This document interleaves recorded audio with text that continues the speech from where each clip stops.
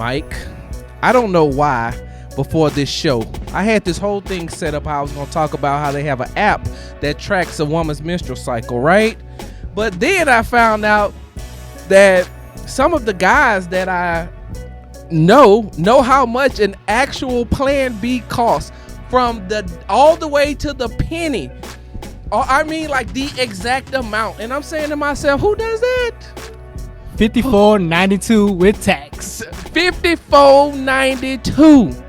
Listen, I ain't never had to buy no Plan B, but I'm getting to a point where, Mike, I just think that I may just be shooting dust. Hey, what's going on, y'all?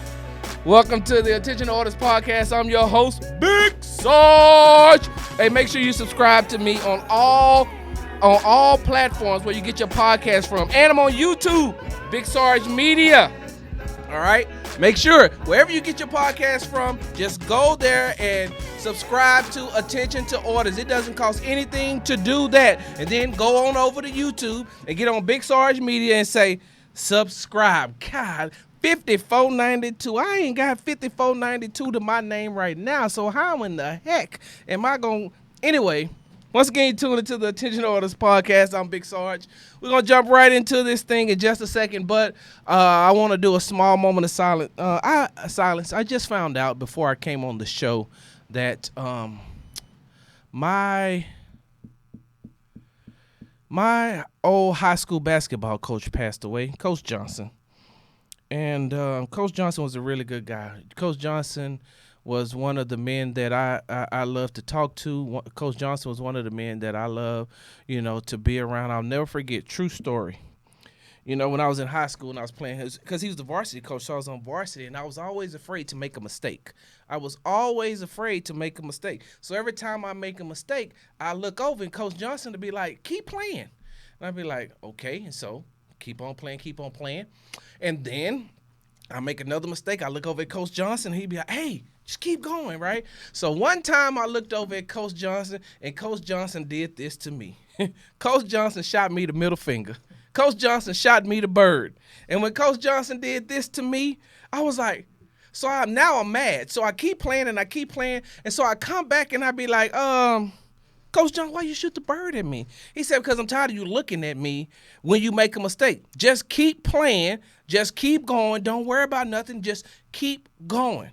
And so once again, rest in peace, Coach Johnson. Wow. To your son, Lee.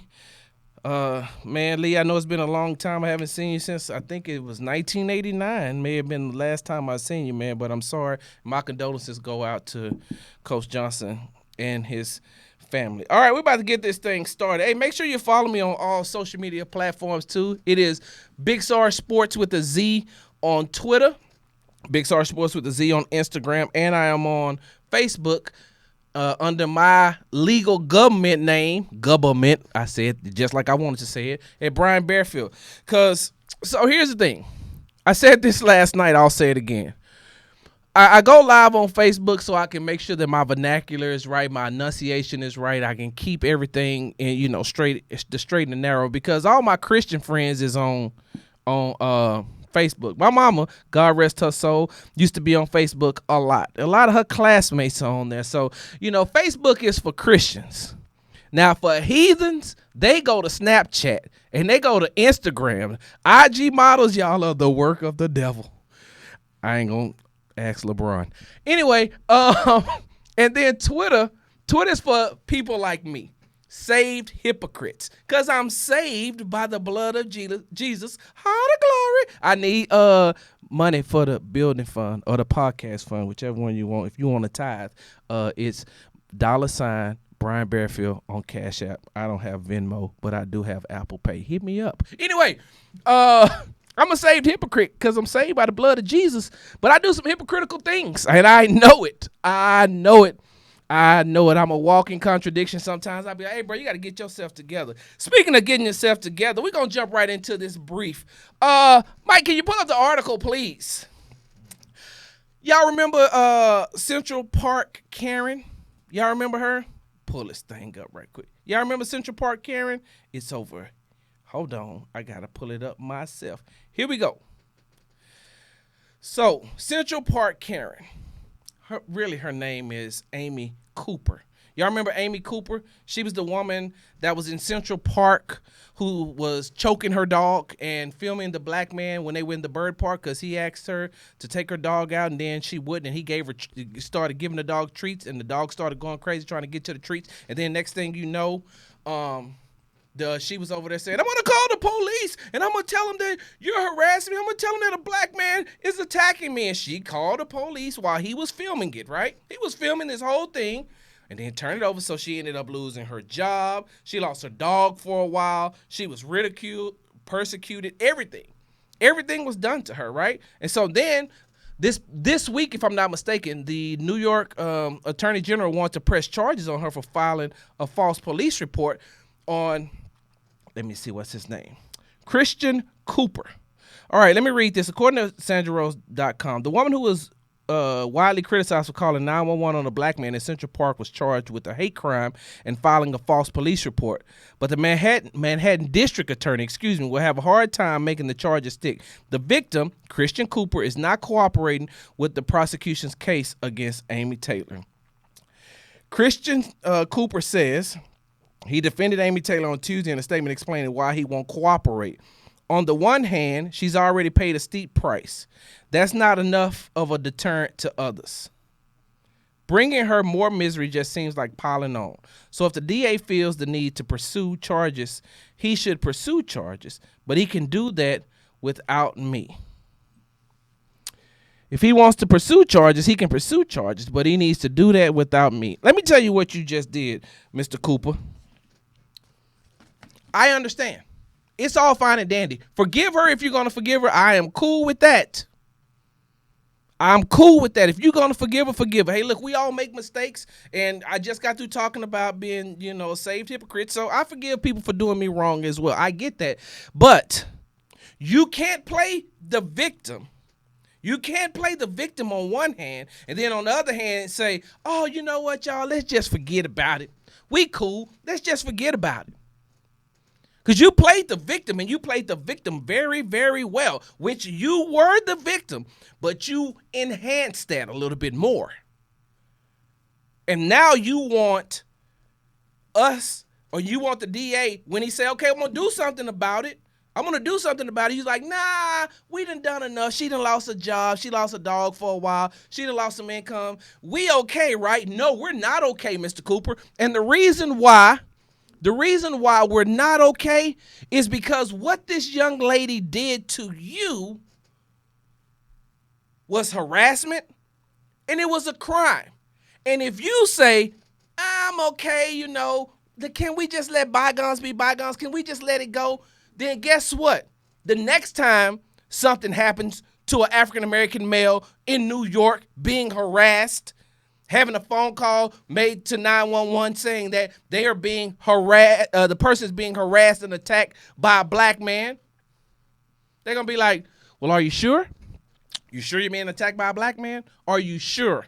Okay, just making sure, because, if we're going to come out there and then we're going to investigate, and we don't want to waste taxpayers' time and taxpayers' money trying to do the right thing, and then to have the young man say, nah, we're cool. What you've done, you set the legal system back 24 years for African-American males and females. You could have forgave her. You could have forgiven her. Oh, you know what? Let me tell you something. I be trying to tell people this. Christian Cooper, I say this about President Trump all the time.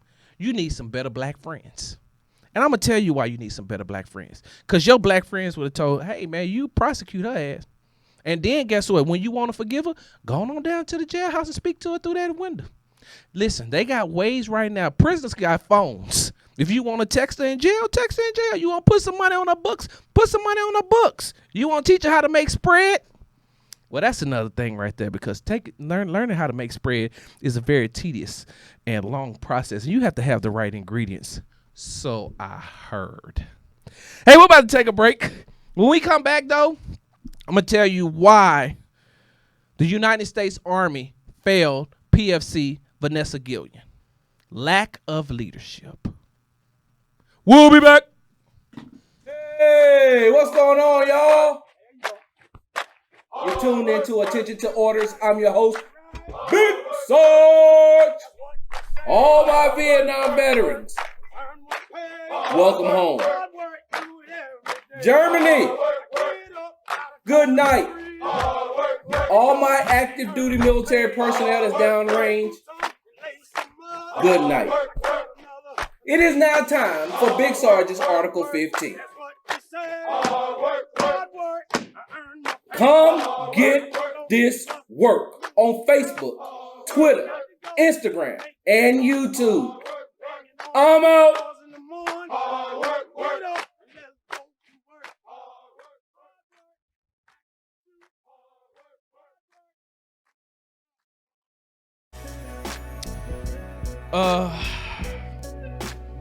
Before I went to the break, I was about to give the ingredients to spread, and spread is something that they make in jail. And like I said, I don't know too much about it. I just heard about it, but I know you got to have the right ingredients and you got to have the right money on your books in order to be able to make that. Hey, welcome back. You're tuned into the Attention to Orders podcast. I'm your host, Big Sarge. Before I move on, for those of you all who can't see me, let me tell you this. I have on a hat, right? And what that hat say? Love wins, right? Is that what it say? Love wins. Hold on, let me take this thing off and look. Love wins. And it has the rainbow on it, right? It has the rainbow going across and everything. And I truly believe that. I truly believe that love does win. And I'm a firm believer in love who you love. Love who you love. And that's why I have this hat on. I have this hat on because love who you love. I'm not going to discriminate against you. I'm not going to say you're wrong for loving who you love. Love who you love. I love who I love. I do. And so I love this hat. And you're going to see me with it on again and again. And I wish I would have been able to get it last month for Pride Month, but I missed out on that. So, I mean, it's okay, though. I wore a Juneteenth shirt. Is that good enough? Hey, once again, tune into the Attention to Orders podcast. Hey, I want to jump into a little bit something serious, though. Lack of leadership. Beautiful. What is that, velvet? What? Yes, it is. Yes, it is, Mike. This is velvet. Well, I mean, now that you've asked, I mean, I thought that you wasn't going to never make mention of my beautiful coat that I have on right here. Mike, yes, this is velvet. And look, if you really want to be technical about it, this crushed velvet. This is that 70s velvet. This is something you don't know about, Mike. This that, hey, baby girl, come over here. Let me talk to you for a second. What's your sign? I can't believe, look, side note, I can't believe that stuff like that actually worked back in the days. What's your sign, girl? Now, is that with or without the Jerry curl? Jerry curl. Ooh, with the juice dripping? Yes, but I never had a Jerry curl. I had an S curl, but I didn't have a Jerry curl because, well, one, I mean, since you want to bring up my childhood and take me back down trauma lane, we was poor. So it's a difference in the Jerry and the S. So the S is the generic brand of the Jerry. It's kind of like buying Jiffy peanut butter and then buying Great Value. Like, it's still peanut butter, but it don't taste like Jiffy. So that's how the Jerry, so it's a Jerry curl. I had an S curl, but my hair is actually, I have what we call in the hood, good hair. I have some Native American in my family. My mama was a Blackfoot. You'll get that later on. But anyway, I got natural juices and berries in my hair. Mike, thank you. Thank y'all for taking notice of my beautiful, beautiful crushed velvet coat. Hey, girl, my name is Leon. And I'm a Scorpio. Come over here and let me buy you a drink. And then you go sit in that bamboo chair where the lady be sitting down and you be standing up like y'all extras on the Lion King or something like that. Anyway, back to what I was saying. Lack of leadership. So all of us have been following this PFC Vanessa Guillen case, right? Her remains were found. She was positively identified by authorities on the other day. And let me just say this. My heart still hurts. For those of y'all who follow me on social media, for those of y'all who know me, my heart hurts. This case has taken so much out of me. And what I mean by taking so much out of me, because the way that this young lady was done, it hurts me to my core. It hurts me to my soul. Like, my mental health issues have been triggered by this whole PFC Vanessa Guillen case. Like, I think about this a lot. I think about this a lot. As a veteran, as a former non-commissioned officer in the United States Army, I think about her a lot. Now, for those of y'all who don't know, let's play a little catch up on what's going on in this in PFC Vanessa Guillen's case. And my condolences goes out to her family. Let me start off by saying that my condolences go to her family, and may this young lady rest in heaven. All right, so PFC Vanessa Guillen, she was from Houston, Texas. She was a small arms repair stationed at Fort Hood in the 3rd Cavalry Regiment. She was last seen alive on April 22nd of this year at the squadron headquarters. Later on, they found her car keys, her barracks room key, and her ID card, which is called a CAT card in the military. In the military, we call them CAT card, and they are common access cards, right? And so let me stop right there. When they found her car keys, when they found her barracks room key, when they found her car keys and her barracks room key, and then they found her CAT card, that alone, Army CID, should have let you know that something ain't right. Anybody that's in the military, right? Anybody that works on a military installation knows that you cannot be without your CAT card. Let me tell you what happens. When you lose your CAT card. You get written up. They call them 4856, right? 4856s. And AR 600-8-14, paragraph 1.7, article 108 says, through neglect, damaging, destroying, or losing, or through neglect, suffering to be lost, damaged, destroyed, sold, or wrongfully disposed of military property, a value damage of $500 or less, confinement for 6 months, and forfeiture of 2/3 pay per month for 6 months for losing your CAT card. That's what could happen. If a soldier would have came to me and said they lost their CAT card, I could do this right here. Confinement for 6 months, forfeiture of 2/3 pay per month for 6 months. That CAT card has all of your information on it. That is your life. Your CAT card is your life. You cannot log on to a computer without having your CAT card. You can't get into the gate without having your CAT card. So you lose your CAT card the first time, we'll be like, all right, we're going to go get you a replacement. You lose that CAT card the second time, we're going to be on the carpet. You and I going to be on the carpet, and I'm going to get in trouble because you lost your CAT card. They're going to say, what are you doing as far as your responsibilities to this soldiers are concerned? And then I'm going to turn around and I'm going to jump on you because this is your second time. So when the Army CID walked in, the barracks room key, she could have just left that. Her car keys, that could have been left too. But that CAT card should have sent off a red flag saying, hey, something ain't right about this whole situation, because wherever this soldier is, they don't have that CAT card with them, and they know that they got to have that item with them at all times. All right. So now you find the barracks room key, you find the car keys, and you find the CAT card. Now, I will say this because I know how it works in the Army. They didn't jump to trying to look for her right off the bat because they said, well, this soldier could have went AWOL.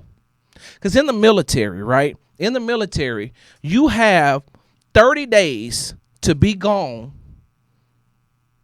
You have 30 days that you can be gone before they consider you as a deserter.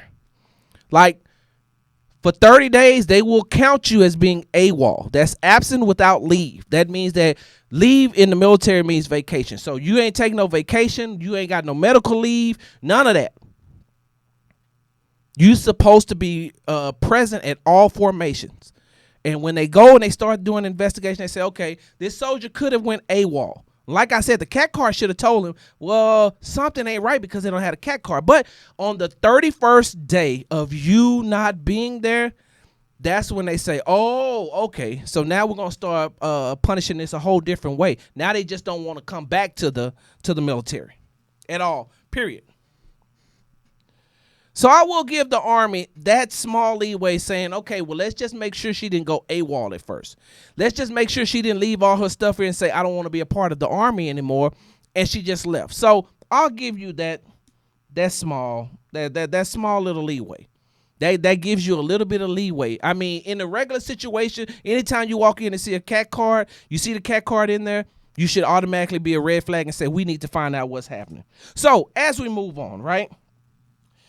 She was killed in the armory room. For those of y'all who don't know what the armory room is, the armory is where they keep the weapons. The armory room is where they keep the weapons on base. They have, in Fort Hood, they got multiple armories, but the armory is where you keep the weapons locked up, secured. Everybody is assigned a weapon. And when you're in an infantry unit, you're assigned a weapon. You don't keep that weapon with you. You don't keep that weapon at your house. That weapon is at the armory room until you're either about to deploy or you're going to the range. And then you go and they say, hey, weapons drawers today. Let's go down here and draw these weapons. So the young lady was killed in the weapons room, right? Right. I'm going to get to a little bit more about that, but my spirit is upset right now, and I'm getting too angry, so I need to calm myself down. I'm going to move on. Let me just calm myself down, because this case bothers me on a consistent basis. This case bothers every day. Every day since I found out about this, I have thought about PFC Vanessa Guillen for every day. And what could have been done and what should have been done. And if I would have been her NCO and how I would have been able to help her. So they said that she was killed, right, by another soldier because he didn't want his career ruined for sleeping with another soldier's wife. You know how hard it is to prove adultery in the military? Without hard facts? Because according to the reports, all Vanessa Guillen, PFC Vanessa Guillen seen was pictures on his phone. She didn't have hard evidence from what's being told. She didn't have hard evidence. She just seen pictures on the phone. Do you know how easily it is to delete pictures? Let me tell you something. One of my jobs in the military was I worked in the human resources department of the military. They call it the S1 shop. In there, we handled promotions. We handled pay. We handled legal. We handled PERSTAT. PERSTAT is the attendance, right? I've talked to some people in legal who worked in legal. That's JAG, for those of you all who know what I'm talking about. And in JAG, I asked one day because I knew of some soldiers who was either sleeping with somebody's wife or had their wife being slept with by other soldiers, by senior enlisted. It's another story for another time.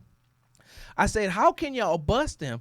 They say, unless they come in here and catch them in the act, and we have to have the pictures or video of them in the act, there's nothing we can do. I said, but, I mean, they've been seen on post together. That don't mean nothing.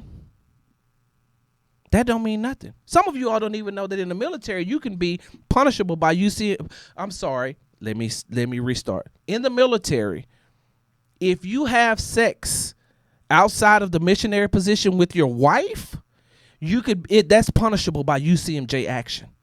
If y'all not doing the missionary style, if y'all want to switch it up and get freaky deaky, you can't do that. You'll be punished under UCMJ action. Now, them proving it is another thing, but it's still on the books, just like adultery. And if you don't have them or catch them in the act, there's nothing you can do. So if there's nothing you can do about that, how are you trying to make me believe that this soldier killed PFC Guillen because of an adulterous relationship? See, Army, y'all can tell, big Army, y'all can tell these people who don't know, who outside of the Army, who outside of the military, who don't know. Y'all can feed that BS to them. You're not finna feed that BS to me.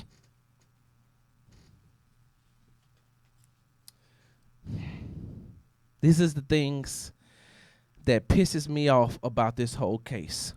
One, hey, what was the sign-in sheet for the armory? You got to sign in and out.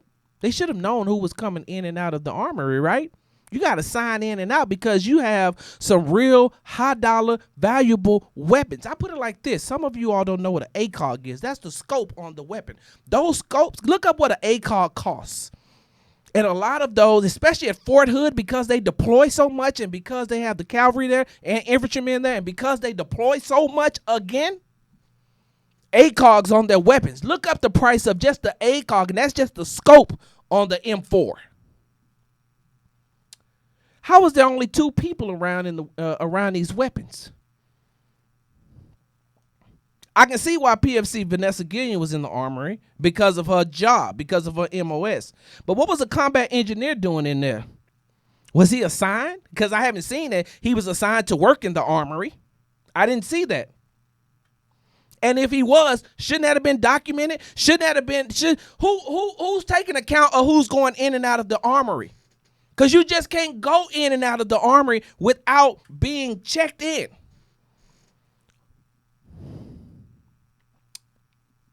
He murdered her, and no one in the armory heard a thing? Nobody. Nobody heard a thing. He cleaned up for 43 minutes. 43 minutes after he killed her, he cleaned up for 43 minutes.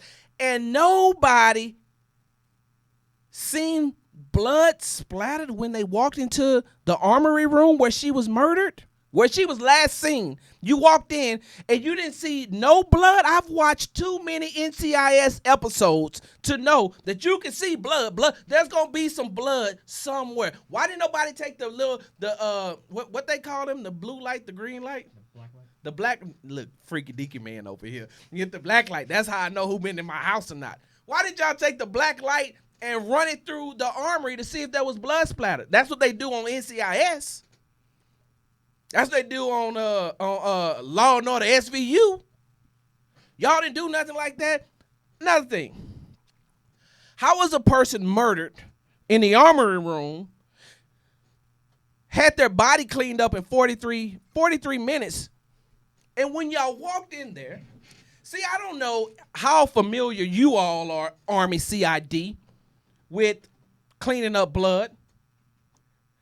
Do you know the amount of ammonia and bleach you would have to use in order to clean up blood after you've bludgeoned a person with a hammer? And y'all didn't smell nothing? Nothing tipped you off to say, man, it is a strong smell in here. And the last time I smelled that is when somebody tried to clean up a murder.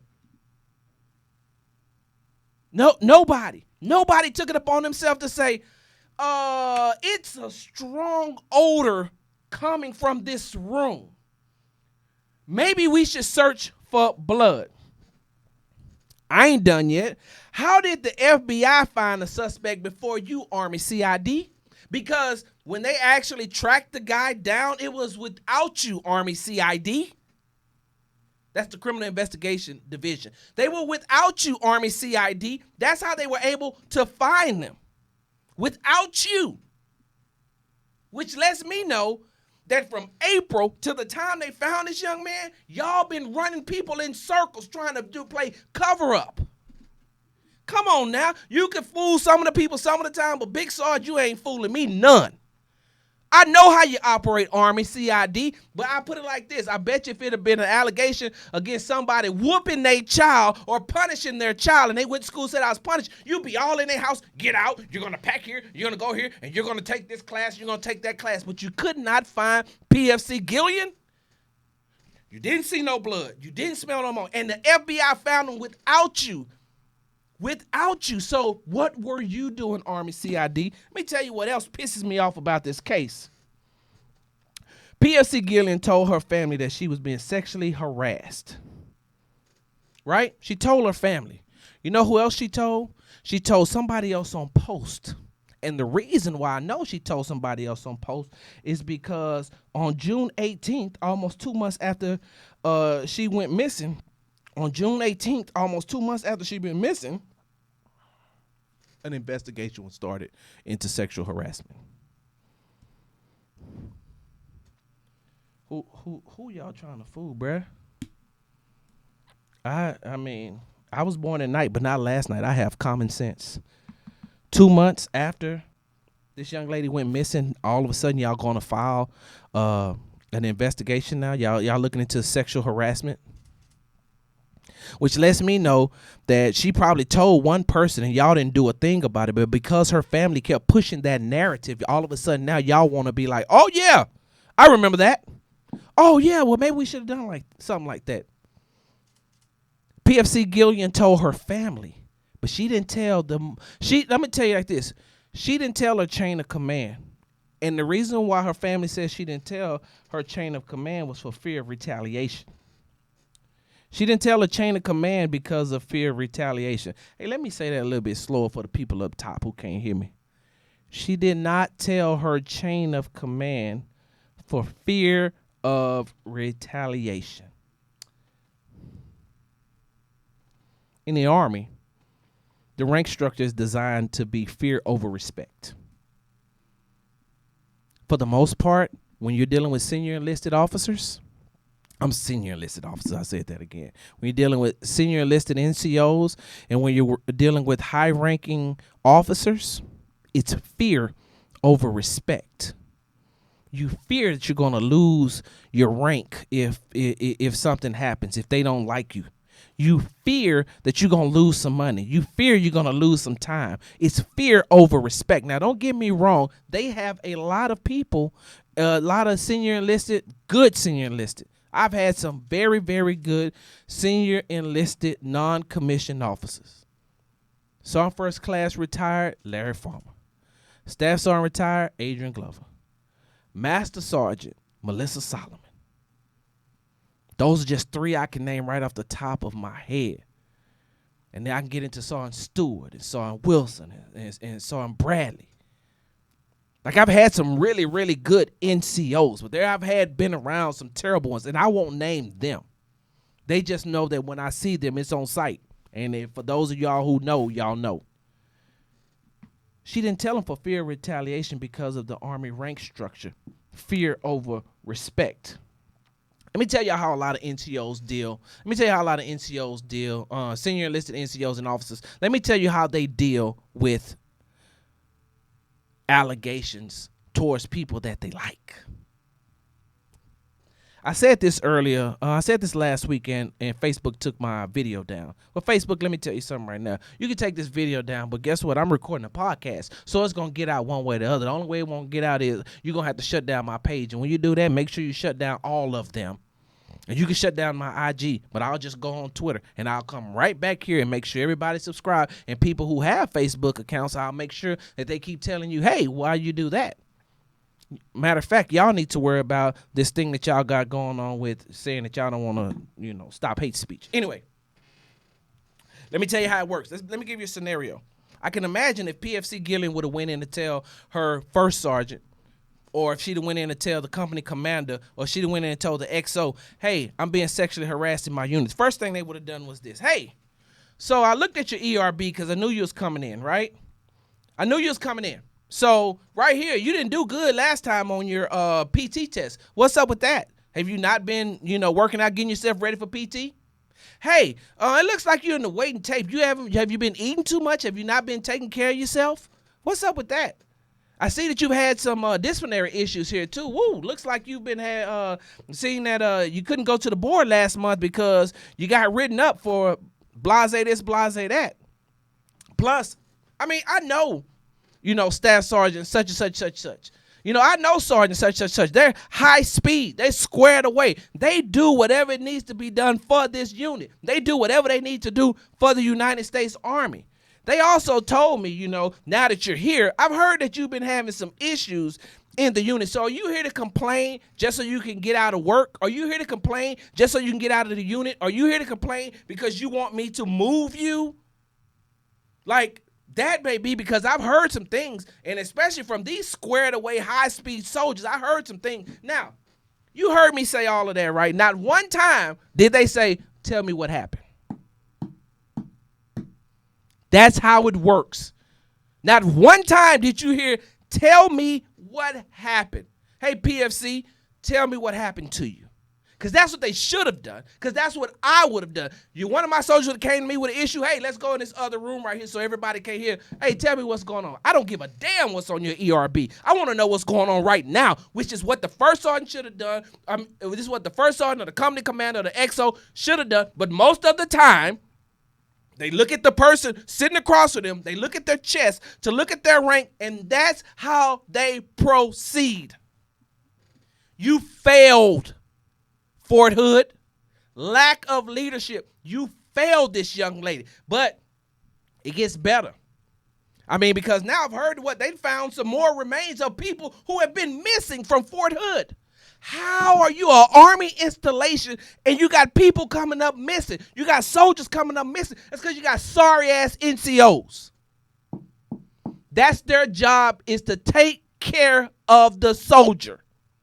And all they want to do is be on their damn phone, fake their ERB so they can get promoted, don't want to babysit, because that's what they call it. I don't want to be babysitting these soldiers. You ain't babysitting. It's called working.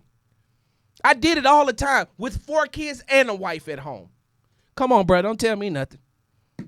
Y'all can't tell me nothing. Y'all fail. And the thing is, the Army, because I'm going to speak on that because that's why it's called Attention to Orders, hosted by Big Sarge, is still going on.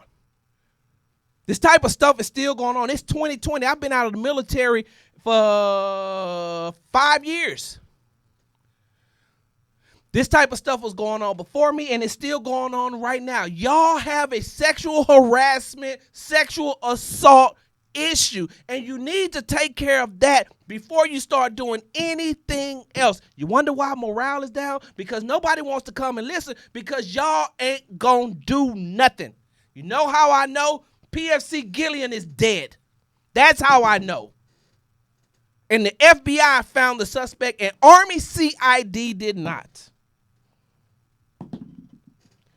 Rest in peace, PFC Vanessa Guillen. We'll take a break. We'll be right back. Losing a loved one is always a difficult thing to deal with. Don't let laying them to rest be one of those things. Coleman's Family Mortuary is a family-owned, faith-driven company with over 40 years of shared experience of serving families. They have a strong commitment to provide the best quality services to all faiths, denominations, nationalities, and cultures. Service in Houston and surrounding areas, Coleman's Family Mortuary offers affordable final expense burial and pre-need plans. Call 409-283-3031. Once again, that's 409-283-3031, and let Coleman's Family Mortuary serve you with the love of God. Hey, welcome back.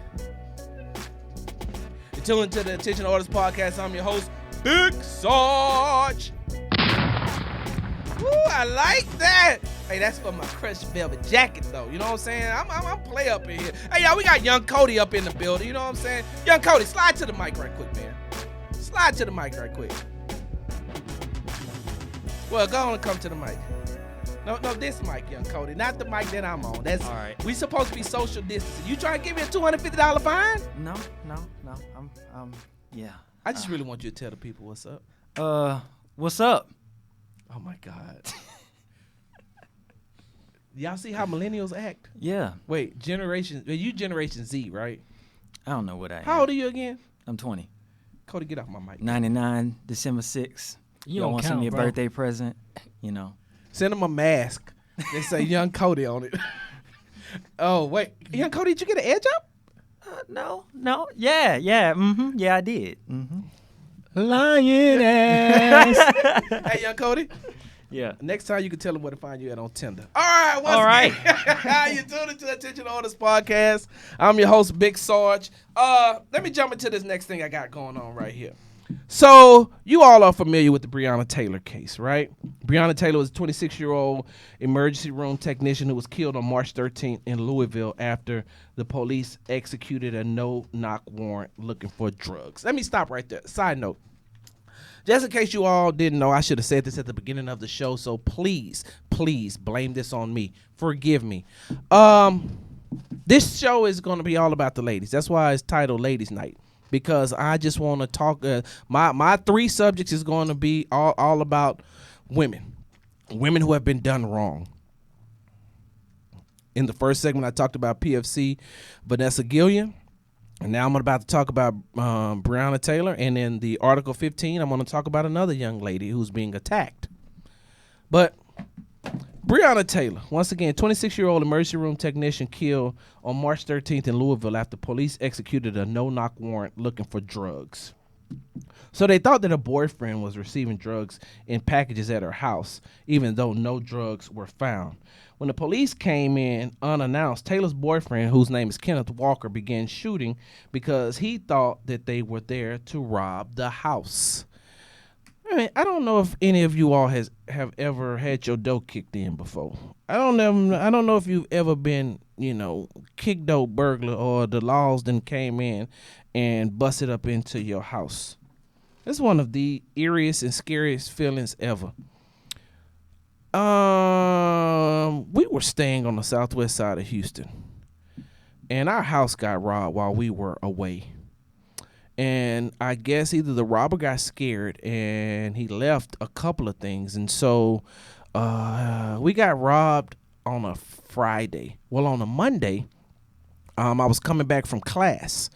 And when me and my friend got out the car, we were coming up the sidewalk, and all we kept hearing was boom, boom, boom. And I'm saying to myself, this must be the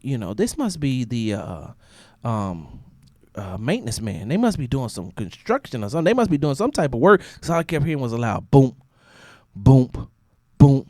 So I turned the corner, and as soon as I turned the corner to my house, to our apartment, I see a young man standing in the bushes. He gets up and he just starts walking away. And as I get a little bit closer, there's a guy standing there trying to kick in our door. He turned and put a snub nose 357 to my head. My boy, we still cool to this day, but he took off running. I said, "You sorry son of a..." Anyway, he put that gun to my head, and I said, "Hey bro, you got it, man. You got it." He's like, "Hey bro, you already know." I didn't say a word because I didn't want to die that day. That boy put that gun to my head and then just walked off. So I can imagine what it'd have been like if we'd have been in the house and he'd have been trying to kick that door in, because it was so loud when we were coming up the sidewalk. I'll never forget that thing was crazy. So I can also imagine how Kenneth Walker and Breonna Taylor felt being asleep, and then all of a sudden this battering ram hits your door, open it up, and somebody just comes in unannounced. Licensed concealed handgun license holder Kenneth Walker, he did the right thing. He started firing, which is the same thing I would have done. You kick in my door, I'm going to fire you. Fire you. I'm going to fire on you. Look up the castle doctrine. I'm allowed to protect my house. You kick in my door unannounced, I don't care who you are, I'm firing. No questions asked. We can sort everything out and later on. But he did the right thing. Breonna was shot 8 times by the officers, and she died. For those of you all who are not familiar with the case, look up the Breonna Taylor case and go into it and look into it in depth, because, they were firing through the windows. Recklessly. They found bullets in other people's houses. After all that went down. Y'all know in the police report, they said Breonna Taylor suffered no injuries. And they said that they did not force their way into the house, even though they used a battering ram. Right? Even though they used a battering ram to get into the house, and even though Breonna Taylor died from gun wounds, from being shot 8 times, they said in a police report that she suffered no injuries. Now, for those of y'all who know Big Sarge, y'all know I don't like these police reports. We're starting to find out more and more that how they falsify them, how the police falsify them. There was a former officer who turned professor, said that the union taught them how to lie on police reports. George Floyd, I don't know if you all remember, but one of the police officers, one of the 6 who was who have been charged here, former officers that was falsifying police reports to get warrants and robbing people and things like that. George Floyd, God rest his soul, he was one of the guys who had his police report falsified too. He did jail time over that. Y'all know the cop in the Eric Garner case said that he had, Eric Garner, when he died, had over 10,000 loose cigarettes on him. And then he said, "Oh wait, my mistake. It was maybe 1,000 or maybe 100. How many of y'all know about the cops in Atlanta who pulled them two police? The police officers in Atlanta who pulled those two college students out of the car and tased them. And on the police report, they said that they had guns. So you can miss me with this police report stuff. I'm not a huge fan. Police officers falsify reports all the time, and the union backs them, just like the union is backing these officers who killed Breonna Taylor. Hey, and anytime you want to, Mr. DA, the one who just, had his engagement all over social media, anytime you're ready to charge the people who killed Breonna Taylor, don't mind us. Just take your time, I guess, like you've been doing. I mean, you're not moving expeditiously. You can come on and tell us all the time that, a case like this takes time. It don't take no time. It don't take no time. You already got all the facts. What else do you need to know? A young lady was killed after she was awakened in her sleep while they were executing a no-knock warrant based off of false information. The police said, hey, he's getting packages at this house. He's getting packages at this house. They went to the post office and they said, is there any suspicious packages going to this place? They said no. You know what the police officers told the judge in order to secure a warrant? Hey, he's getting suspicious packages at this place. Even after they told you they're not getting suspicious packages at this place. Okay. So now, the interesting thing is this. Mike, can you pull that article back up, please? Warrant in fatal encounter between Breonna Taylor and police was linked to gentrification plan, family's lawyers claim. And this is according to CNN. The police raid of Breonna Taylor's home that ended with the police killing her was connected to a political plan to clear a Louisville, Kentucky street for a real estate development, according to an amended lawsuit filed by Taylor's mother. The Louisville Metro Police Department, declined to comment to CNN via email. Police were using an effort to vacate homes in Elliott Avenue for a high-dollar real estate development, including new homes, a cafe, and an amphitheater, according to the lawsuit. One of the primary roadblocks to this unit and the real estate development project was an ex-boyfriend of Breonna Taylor who rented a home on Elliott Avenue. Taylor lived on Springfield Drive, more than 10 miles away from Elliott Avenue, but a car registered to her had been seen several times at a suspected drug house on Elliott Avenue, being driven by two individuals who had been tracked to her residence, according to a police affidavit. So y'all telling me that Breonna Taylor lost her life because y'all want to build a Starbucks? Because y'all want to build a movie theater? Because y'all want to build some apartments? Y'all trying to gentrify the area? So y'all know how they do this, right?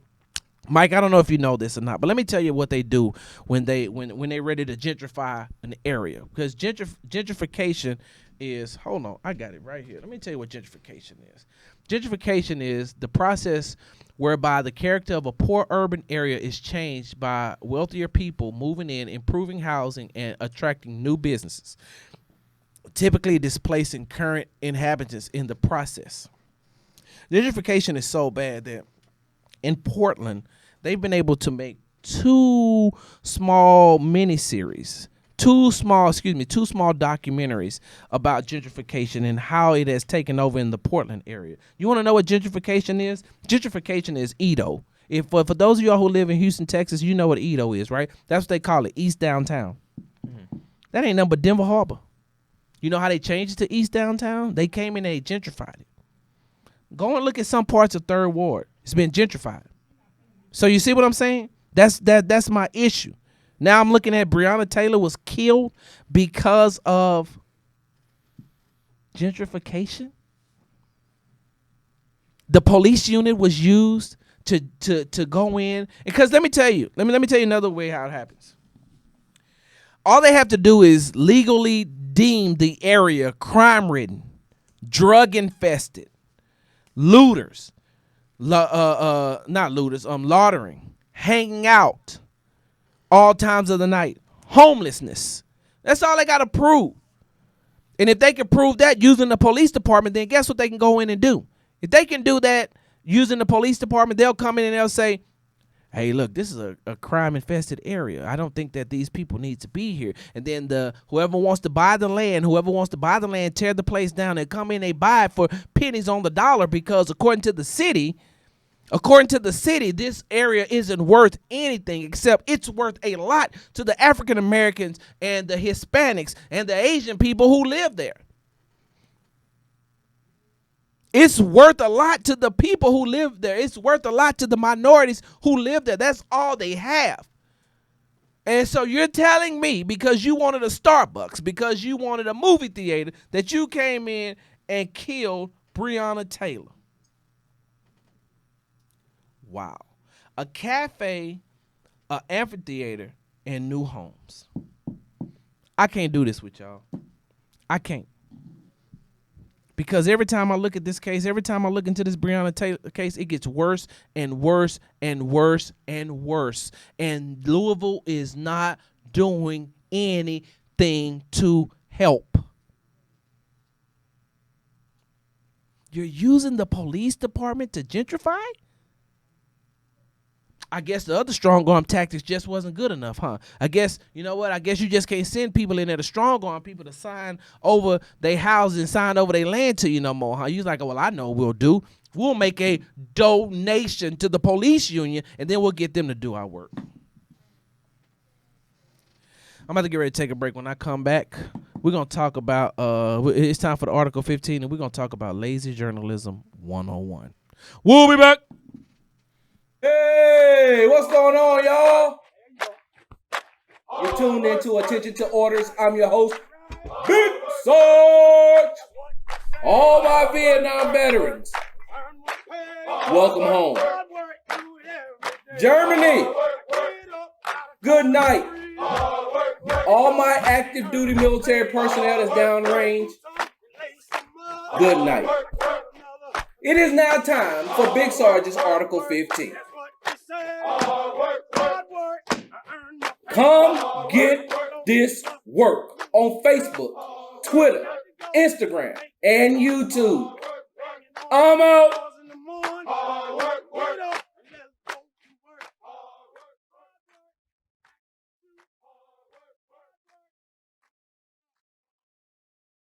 Hard work, I earn my pay. Hard work, move on now. Hard work, got to go, make the call. Hard work, banging on the doors in the morning. Hard work, get up and let's go to work. Hard work, you pack up the shoes. Hard work. Hey, welcome back. You tune into the Attention to Orders podcast. I'm your host, Big Sarge. I want to thank y'all for tuning in. Make sure you are subscribed to all of make sure you subscribe to the podcast on all media outlets. Everywhere you get your podcast from, make sure you're subscribed. I'm sorry, y'all. This night has been very emotional for me. Y'all know Big Sarge. I'm a crier. I'm surprised I haven't cried yet after talking about PFC Vanessa Guillen or talking about Breonna Taylor. I'm surprised I have not cried yet, right? I am. But for as sentimental as I got then, I'm going to get a little bit more sentimental now, but I'm also mad. And I'm going to tell you why I'm mad. All my Vietnam veterans, welcome home. Germany, good night. All my active duty military personnel that's downrange, good night. It is now time for Big Sarge's Article 15.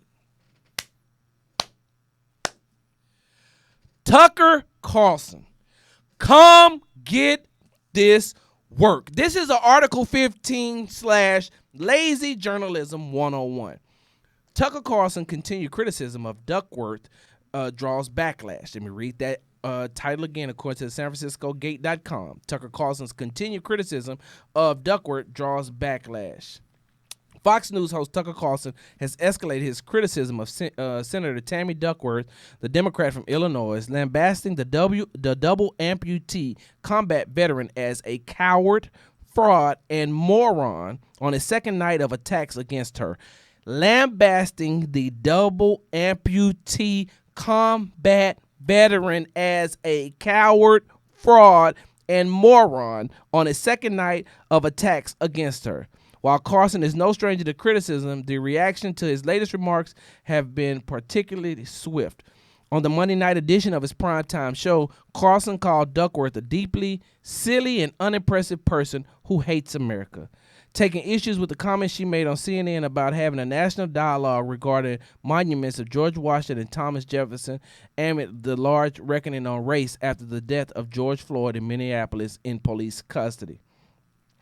In response, and this is the best part, Duckworth responded on Twitter that Carlson should walk a mile in my legs and then tell me whether or not I love America. Let me read that to you one more time. Duckworth responded on Twitter that Carlson should walk a mile in my legs and then tell me whether or not I love America.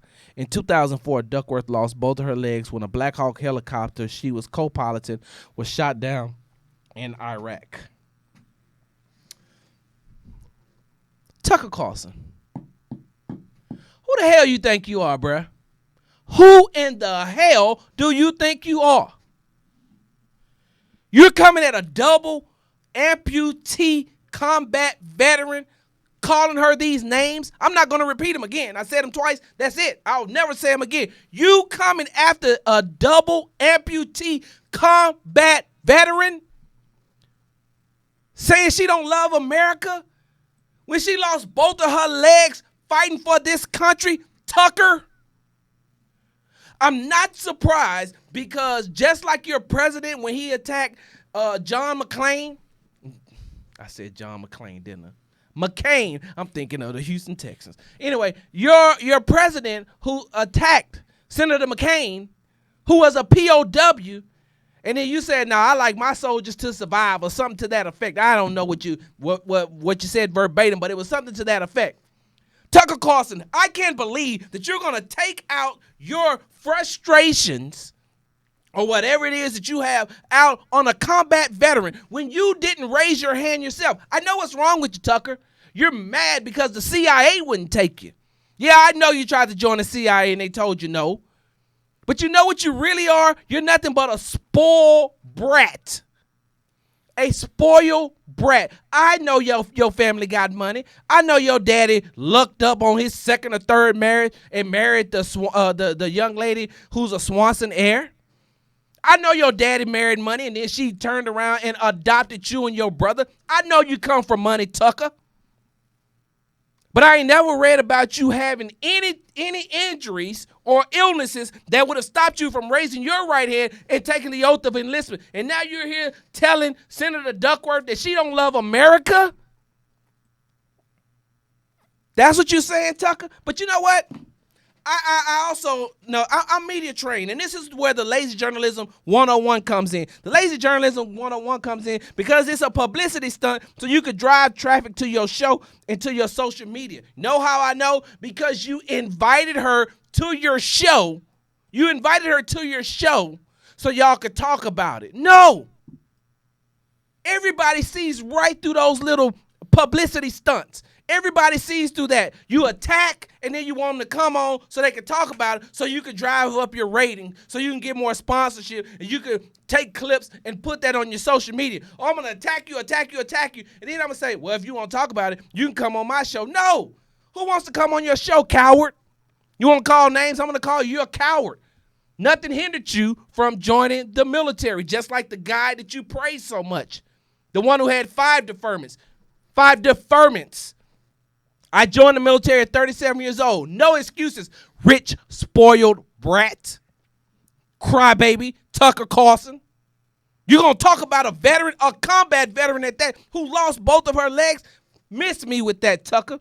But you know what? You follow right behind Jason Whitlock. That's the thing that he does. This is a publicity stunt right out of the Jason Whitlock playbook. Hey, I'm going to attack Colin Kaepernick. I'm going to attack LeBron James. And then after I attack both of them, guess what I'm going to do? I'm going to go ahead and I'm going to say, you can come on my show and let's talk about it. No, you're a coward. Coward, Tucker, that's what you are. You know what? I'm going to end with this. It's funny how you attacked the double amputee, but you didn't say nothing about Roger Ailes, your boss. Oh, I'm sorry, you did. You said that you loved him and he was a great, wise man. You said you loved the great, wise man, Roger Ailes, the one who sexually harassed and sexually assaulted 20 women. You're a coward, bruh. And I'll say that to your face anytime. And guess what, Tucker? If you like to talk about it, you can come on to the Attention to Orders podcast and we can hash it out. I'm out.